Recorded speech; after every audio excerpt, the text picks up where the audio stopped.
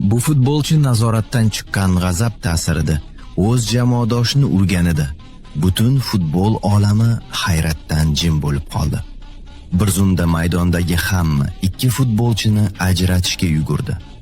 Keyingi soniyalarda nima bo'lishini hech kim bilmasdi. Stadionni og'ir va keskin muhit qamrab oldi. Tribunadagi muxlislar ko'zlariga ishonmay qotib qolishdi. Zaxira o'rindig'idagi futbolchilar ham o'rinlaridan turib, bu tartibsizlikni hayrat bilan kuzatishardi. Bu paytda hakam vaziyatni aniqlash uchun videoni sinchiklab ko'rib chiqayotgan edi. Kommentatorlar esa har bir epizodni tahlil qilishardi. Bir necha bor takrorni ko'rgach, hakam ikkilanmasdan Markoga qizil kartochka ko'rsatdi va jamoasini hal qiluvchi daqiqada kam sonli tarkibda qoldirdi.